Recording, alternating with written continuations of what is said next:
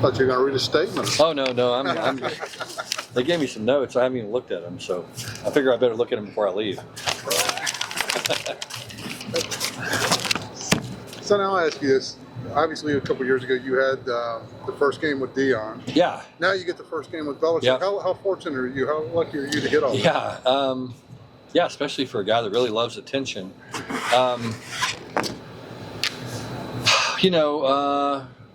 It's just part of the scheduling deal. It happens sometimes. Yeah, but it is interesting. I do think, we all learned a lot with that experience in 23. There was just so much conversation about that game, and we didn't do a very good job getting our players ready mentally, I think, and prepared for that game. And we certainly going to have to do a lot better job this go around. It's on Labor Day. It's the only game on Monday. There's going to be a lot of eyes. I think College Game Day will be there. It's going to be a big to do, and so we just have to make sure not only are we prepared physically, but the guys are mentally prepared for all the stuff that comes with it. I do think it's going to be good, though. We're not. We're going to have a chance. The game's going to get played on Saturday. We'll have a chance to kind of get settled in, watch some of those games, and guys relax a little bit probably before that game. But yeah, it's going to be a lot of eyeballs on that thing, and so we're going to need to do a better job than we did last go around. What did you learn about preparing for a roster that has the amount of turnover that Colorado did? And now? Yeah, hard. I mean, it's hard to do. You have to do the best that you can. Luckily there's some things now. We've got some tools, video, that we can call up, and it used to take months to pull all the tape off for certain players and evaluate them. Now it's easy to do on some of the kind of AI stuff that we have on sports video now. That makes it a little bit easier to kind of evaluate those guys at the previous schools they were at and see what they can do. The big thing, though, is just going to be trying to figure out schemes, what we're going to see, how they're going to try to utilize those players. And there'll be a lot of unknowns. I mean, it's just the way it's going to be. But you've got to go back and you got to say, okay, defensively, we think we know what we're going to see. Obviously, Bill's a defensive guy. His son was at Washington last year, so we can get a look at that. Freddie Kitchens is the offensive coordinator there. What's Freddie going to do? Is he going to do what he did when he had Baker Mayfield at Cleveland? Is he going to do what he's done the last couple of years in the NFL? Is he going to do something similar that he did when he was on Mac Brown's staff? Is he going to do something, just all the different things that are possibilities. And then, will it be, are they going to do what Belichick did when he had Cam Newton at New England? And so I think all those are things that you have to consider and you have to look at and you have to prepare for. Sonny, with all the changes in college football these years, how does a coach build team chemistry? What do you have to do differently now than maybe you did years ago to build team chemistry? Yeah, well, I think the first thing you do is you try not to have a revolving door if you can. We only had 13 players transfer. Yeah, it was lowest in the Big 12, lowest in the state of Texas. And really, of those 13, 11 of the guys we had conversations with, and they were probably going to be scout team players, and they wanted to go someplace where they could play and get on the field. And so that's the transfer portal, the way it's supposed to work. It's a great opportunity for those guys to better their situation and get a chance to play, probably more than they would have. And that's the way it's supposed to work, and that's what it's really for. So it starts there. You don't want to have all the turnover if you can avoid it. And then it really comes down to, being consistent in your approach every day and making sure your players know, look, these are the specific things that we think are important to building a successful program, and making sure that you talk about those things every single day and not taking anything for granted. I think some part of our failure in 23 was, there was an assumption on our part some of that leadership and things would carry over from 22 to 23, and it didn't. And so you have to build that chemistry every year. You have to create those leaders every year. Fortunately for us, the guys that are leaders in our program now have been TCU players for a long time. We have a lot of returning experience and guys that have been in those positions before, and that makes it easier. Sonny, if you left him to his own devices, what kind of offense does Ken Browse ideally? What would he like to run? What we're doing. Yeah, I think as we sit down and talk about this, he's doing exactly what he'd like to do. You know, there's not a lot of constraints that I put on him. I mean, there's obviously some things that I want to see and things like that, but you know, we're pretty unified in what we want things to look like, and so I think he's doing what he wants to do, and I'm falling in line with that way of thinking as well. So how would you say the 2 years since he's been the offensive coordinator, you all have done? Because it seems like kind of a rack. Sometimes it's been really good, sometimes it's been bad. Well, sometimes when you play against really good defenses, it doesn't look great. You know, I mean, even when you're really good, and that's just the way it is sometimes. The big thing for us has been turnovers. You know, when we haven't turned the ball over, we've been pretty good. And I don't know if it's been as much scheme related as it has just been, you know, not turning it over and the things that go along with that. And, you know, the second half of the season, we quit turning the ball over last year, and we had some success. And so for us, I think we're unified in understanding, and I think our players, most importantly, understand how important it is for us to take care of the ball offensively. Because when we do that, we're usually a pretty good offense. And when we don't, we're usually pretty not very good. And so that's kind of the correlation. You mentioned there are some things that you'd like to see scheme-wise. What are some of those things? Well, I mean, we've got to get better running the football, you know, and there's nobody that wants to run it more than Kendall does. I mean, you go back and you look at the Baylor offenses that were known for all the big plays and all the stuff. I mean, they were a run-first offense. And so we have to be able to run the football. Fortunately for us, you know, there's going to be some times when you've got to throw it when you don't want to, but our quarterback's capable of doing that. But we could take a lot of pressure off our quarterback by improving our run game and being able to run the ball a lot better. And when you do that, you know, it cuts back on your turnovers, and when you cut back on your turnovers, you win more games. And so all those things kind of go together and fall in line there. But yeah, that's where it starts. You know, for us, we got to be able to run the ball better. I think we have to do a better job, and we made improvement last year in short yardage situations. That's something that we haven't been as good at as we need to be. You know, in 23, we were one of the worst red zone offenses in college football. This year we made big improvements in that area, and so we have to continue to do those things. The Big 12 is such that you're going to play 5, 6, 7 one-score games. You have to be good at those situational things. You got to be, you know, good at the 2-minute offense. You got to be good at 2-minute offense at the end of half. You got to be good at being able to run the clock out at the end of games. You got to be, you know, really good at third down. You got to be good in the red zone. You got to be good when you're backed up and coming off.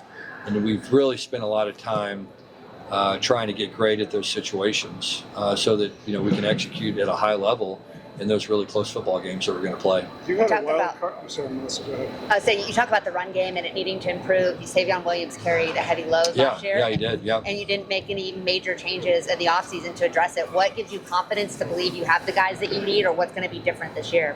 Well, I mean, I think we did. I think you know, for us at you know, Kavorian Barnes is a big part of that. We needed to get a big back, you know, and he's 5'9", 225 pounds, and powerful, and is a downhill runner of the football. And I think when we went back and evaluated, okay, what were some of the issues? Some of them were offensive line related. So we tried to address some of those issues with a couple of guys in the transfer portal. We got a couple of guys back healthy. You know, we have more depth up front than we've ever had, considerably more depth. We'll have much more competition for starting spots than we've had. So I think that is going to be a step in the right direction. I think our blocking at the tight end position, getting Chase Curtis back, is going to be significantly improved. You know, I think all of those things are part of it. I think, and then I think, you know, running backs that finish runs better. And I think when you look at the guys that we have coming back, you know, Nate Palmer's a bigger guy, Kavorian's a bigger guy. You know, Trent Battle did a good job at times last year. You know, those guys are a little bit more physical runners maybe than some of the guys that we had last year. And so, you know, Jeremy Payne did a really good job when he got carries last year. And so, you know, we've got some good options. John Denman's a really physical downhill young running back as well. So, you know, we have to improve there, and you know, we think we've made, you know, significant strides to improve that. You had that wild card in Savon last year. I don't know if there's anybody else in college football like him. Yeah. Would you look for? I mean, yeah. You look for guys like that for sure. Yeah. We kind of, as we sat down and started saying, okay, you know, what do we want to address in the transfer portal, and what do we want to try to find with high school guys? We'd like to try to find a guy similar to this. You know, those guys are kind of hard to find. You know what I mean?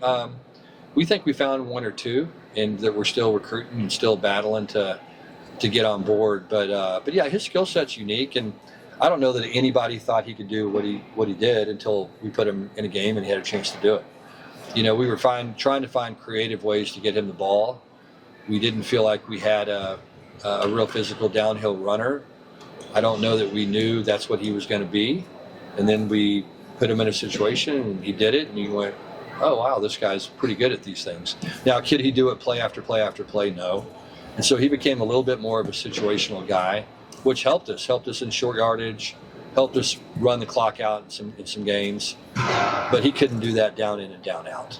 And so we want to be able to do that down in and down out. So that's why we went and found some bigger backs and that hopefully can do that. Coach, when it comes, you talked about Baylor. Obviously, it started 2 years ago. You guys had that tournament last year. Yeah. Can you just talk about how much that rivalry has grown? It's another chapter opens this Yeah. It's a great rivalry. I mean, it's two institutions with similar backgrounds. Obviously, there was some bad blood that kind of took place before when I was gone. I was in California and fighting my own battles then, was kind of unaware of some of the stuff and the severity of it until I got back to TCU, just because, like I said, I was worried about my own team at the time. But look, when you have competitive games like that, I mean, it's good for college football. It's good for Baylor. It's good for TCU. It's good for college football. It's good for the Big 12. When you have a natural rivalry, and they're just down the road. We were very similar type schools in terms of small private schools. So anyway, it makes sense that they're a rival for us, and hopefully both teams will continue to be good, and hopefully it's a rivalry that continues to grow and becomes more important to deciding the Big 12 championship. Sonny, with the roster limits at 105, and I don't know what your variance is on guys that might have come back. Yep.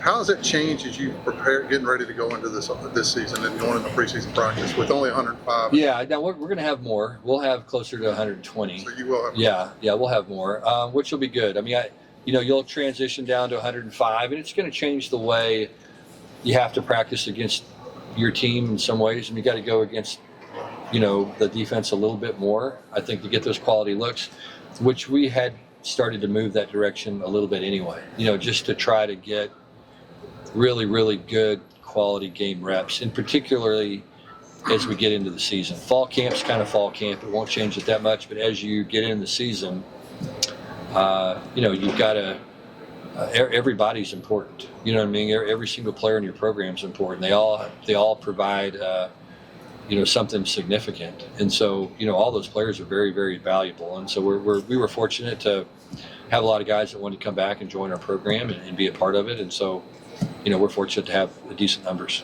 We've heard you echo, and many of the other Big 12 coaches echo in the last 2 days about how important it is for there to be a level playing field when it comes to reps here. Yeah. Is that coming from things you're hearing from recruits? Is that coming from things you're seeing? Why is that such a point of emphasis in this conference right now? Well, because I think there's a couple of outliers within the conference maybe that have created some discomfort. You know what I mean? And I think everybody's sitting there going, well, how is this going to work?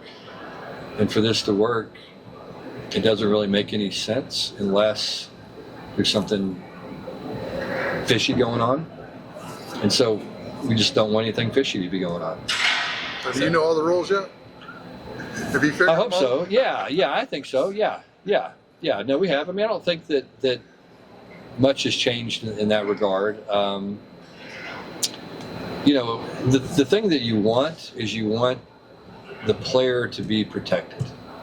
And so, in other words, you don't want a guy to sign a $10 million deal where he's told it's going to be worth $10 million, and you get him to commit to your school, and then he shows up and you go, okay, well, you get $5,000 the first year, $5,000 the second year, $5,000 the third year, $990 or $985,000 the fourth year.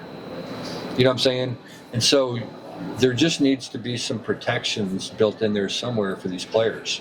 I think we need to have some kind of consistent contracts across the board so that everybody so that these players can understand how this is going to happen. Because I think in some ways, and then what happens is you get an agent who's supposed to look out for the good of the player as well.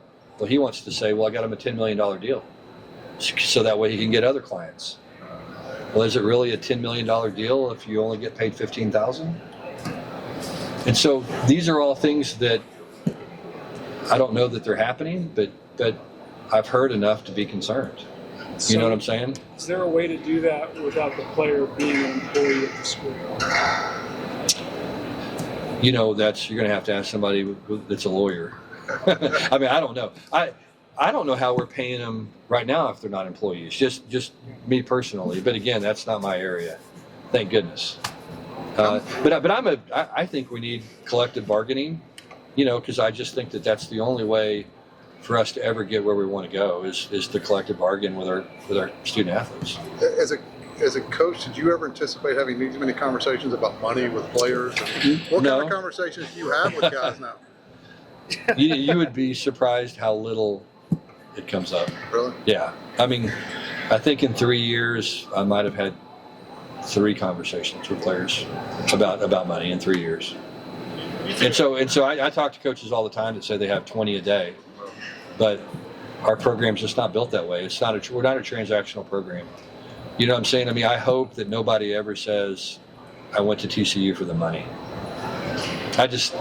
I would hate for that to be the only draw of our university and our football program is they gave me a bunch of money. When you think about all of the stuff that goes into it now with paying players and figuring out employment status and all this, just talk about the importance of the support you're getting from like buddies. Yeah, it's awesome.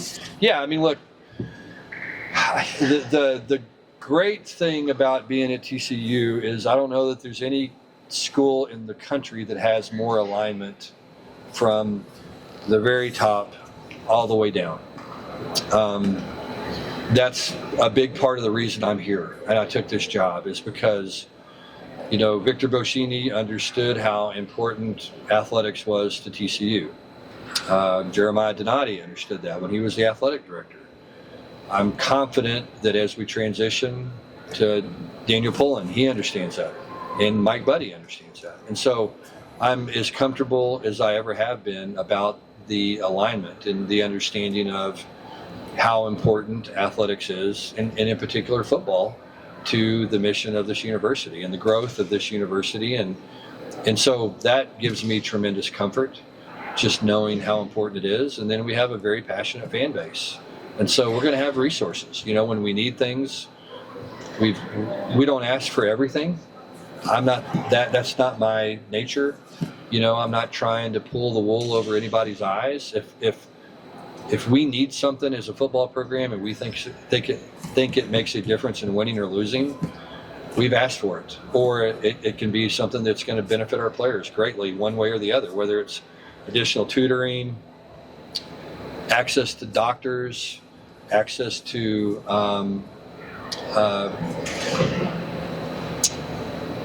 really to anything. And so that's what I love about this place is when we need something, we've asked for it, and 100% of the time we've gotten it. And at the end of the day, as a coach, that's all you can ask for.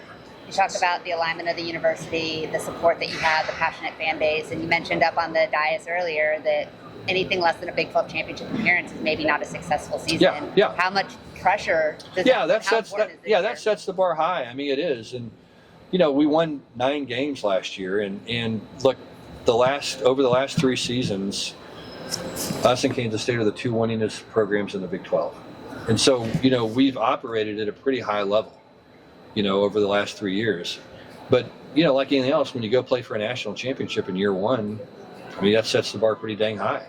And so it makes people want to get back there. And because, you know, you can, because you've been there before. And so you want any program to be able to reach their expectations and their capabilities. And so that's what we want to do. I mean, that's always our expectation is to go out and to perform as well as we're capable of performing. And I think for us, I mean, unfortunately, that's kind of where we're at. You know what I'm saying? I mean, for us, you know, 9 wins was great. You know, most college football programs really like to win 9 games. You know, when the season ended last year, we were all disappointed. and that's just kind of where we are. Sonny, under for 20 years, the school had a real identity, right? Thanks to Gary, defense, all that stuff. It's changed now in part because it's the championship game in the first year. What's TCU's identity now, you think?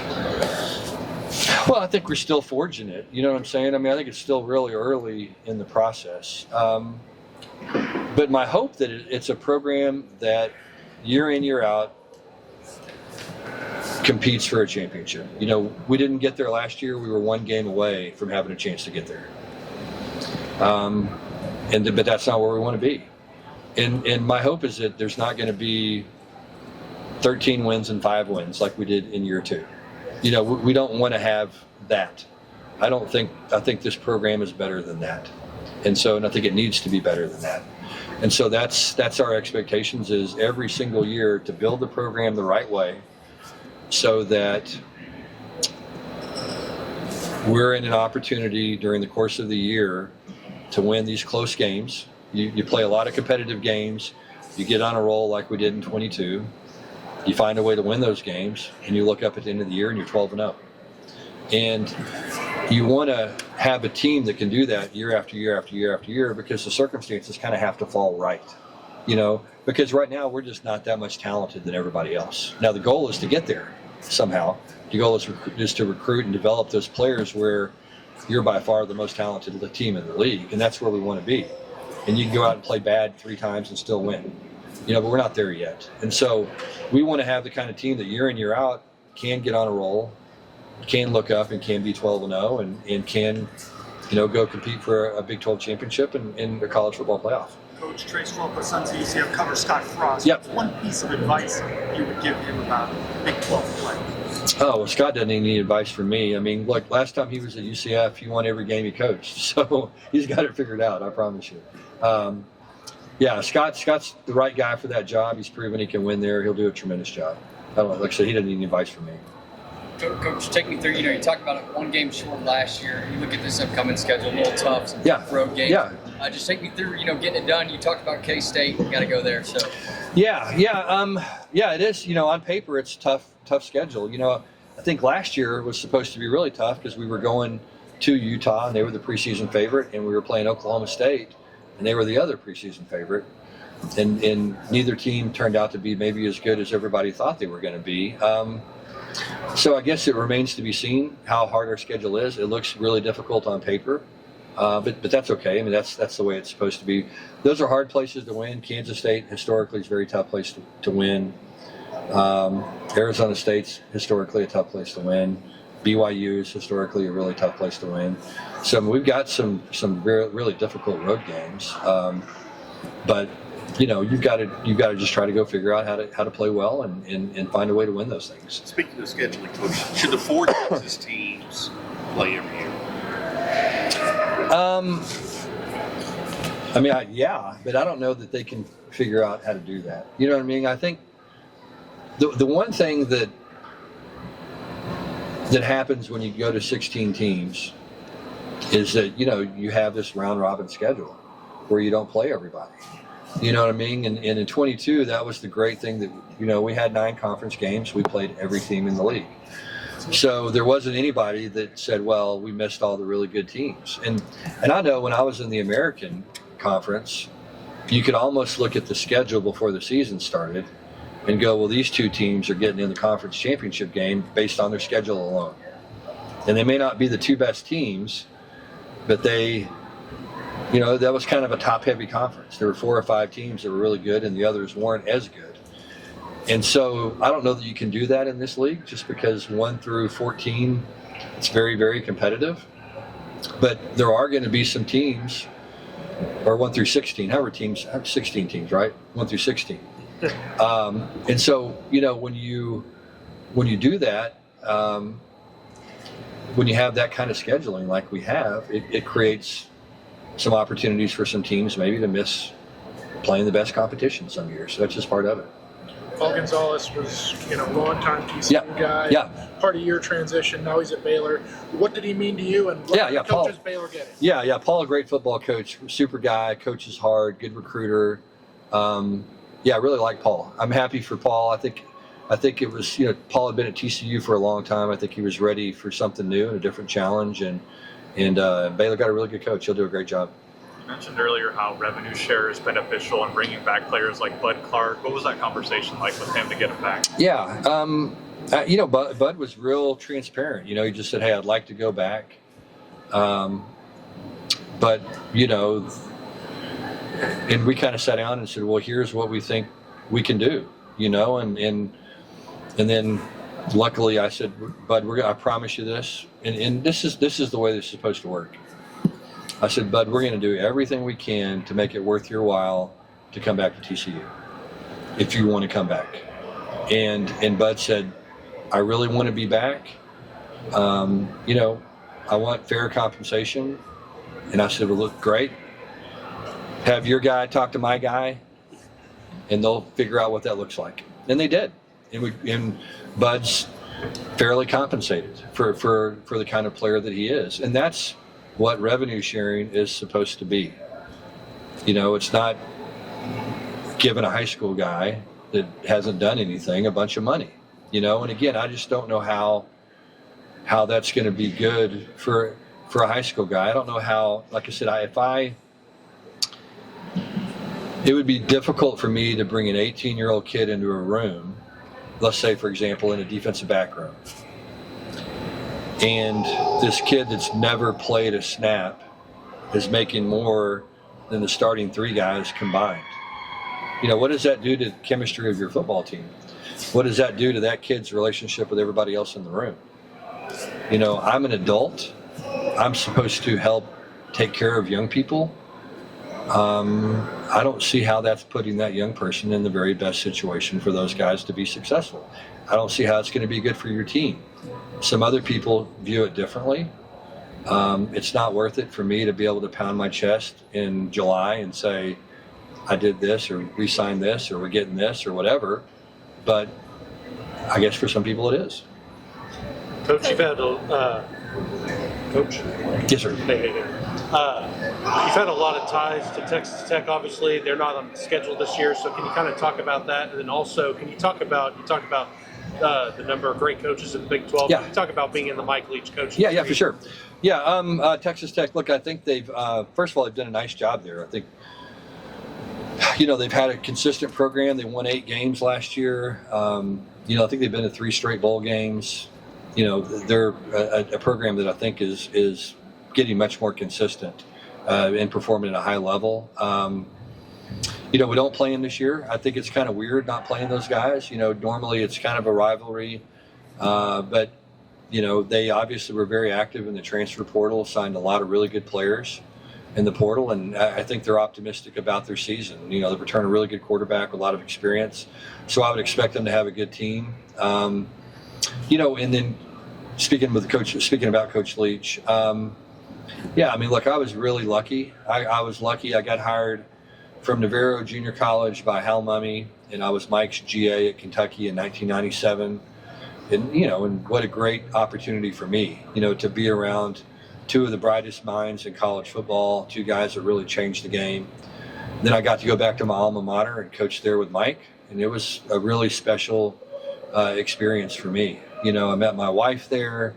It was just a pretty awesome experience. And just being around Mike and being part of the air raid and watching it grow and watching the impact that it had on football, not just college football, but all of football. And, it's a really special time in our lives. And we had a bunch of really bright coaches there. And it was just awesome. There were no egos. Nobody had any ego at all. We all worked incredibly well together. A lot of really smart guys.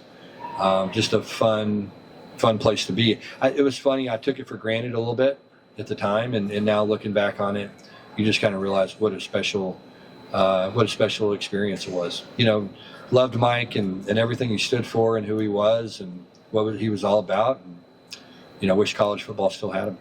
Coach, given the evolution of this conference over the past couple of years, how does that impact the way that you recruit when you illustrate to players the level of competition and the exposure that they'll have? Well, I think the good thing is, they'll have a chance to see just how competitive the league is. And, we recruit against a lot of these teams that we're going to be playing against, and that's just kind of the way it is. With the footprint of our recruiting being primarily in Texas, there's going to be recruiting battles. They're going to be really, really important. And it's, those guys are going to get to be able to stay close to home and play against people that they know. And we get a little bit of that makes football special. It's always more fun when you played for TCU and you play Baylor and, you played against this guy in high school, or you played on this guy's team in high school, and these guys know this guy and they have this history together. And it's fun to have those kind of relationships within the conference. And so, I think that the competitiveness of the conference lends itself to guys wanting to say, look, I can stay home, stay close to home, and number one, have a chance to win a championship and have a chance to play in a great conference. And so you see all the teams starting to elevate their recruiting.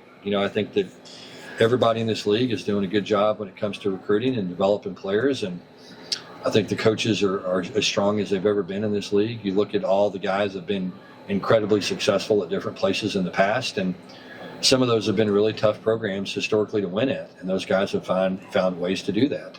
And to me, that's the real coaches. The guys that have won at places that have been difficult to win at. And there's a lot of guys that get a break and they start at first job is someplace that's a historical winner. And that's a lot easier entry into the profession than a guy that's got to work their way up and fight and battle and win at tough places. So it's a competitive league, and it's going to be fun to watch it play out. You mentioned Hal Mumme a moment ago. What was your reaction to seeing him? Yeah, I was excited about it. Yeah, he texted me yesterday, told me it was going to happen, and I was really fired up about it. I mean, look, college football is better when Hal Mumme's coaching. I can promise you. Can I go back to that scheduling question? Yeah. It feels like we're heading more and more like the NFL. Yep. To the pro model. Why would the Big 12 do divisions? I'm a fan of divisions. To me, the old Big 12 model made a lot of sense. Where you had, now we only played 8 conference games then, but you had, and from a scheduling standpoint, I think it's really important that everybody plays the same number of conference games to start with. No question. So, we've got to get the ACC and the SEC to go to 9, or we need to go to 8. Yeah. Needs to happen quickly. Right. So that you can compare apples and apples. Yeah. So that's number one. That's the number one question. But number two, I would like to see us have divisions. I think the thought was, if you have, they didn't want a 8-4 team in the conference championship game over an 11-1 team. Right. Which I understand. Right. You know what I'm saying? I get that. But given the landscape of the college football playoff now, I'm not so certain it's not better. Exactly. Which if you did you know what I'm saying? Yeah, if you did 8 division teams. Yeah. Or 2 8-team divisions right now. Yep. If you did it that way, then you could protect the 4 Texas schools. Right? Yeah, theoretically, yeah. Those 4 in the north. And then you rotate the other guys. And you rotate the other guys. Yeah. That's. I think that's a conversation that needs to continue to be ongoing within the Big 12. I'm not sure that it is right now. Yeah. I think part of it was the way the college football playoff existed at a time and place. Right. I think that's changed, and so I think it's worth having that conversation again. Ask one question. Yeah. Got a couple minutes. Matt Campbell. Yeah, for sure. And your relationship with. Yeah. I have a lot of respect for Matt. Really like the way he goes about building programs. Have a lot of respect for his approach. Just think he does it the way you're supposed to do it. And again, he's a guy that's been incredibly successful everywhere he's been. And Iowa State historically hasn't been the easiest place to win. And he's done it consistently there and over a long time. And so I've got a lot of respect for the program. And their kids always play hard. They're always tough. They're always physical. They never beat themselves. He always finds players that, probably play to their potential. And I think at the end of the day, that's what our job is to get these players to play as well as they're capable of playing. And I think Matt does that as well as anybody. Thank you very much. Yep.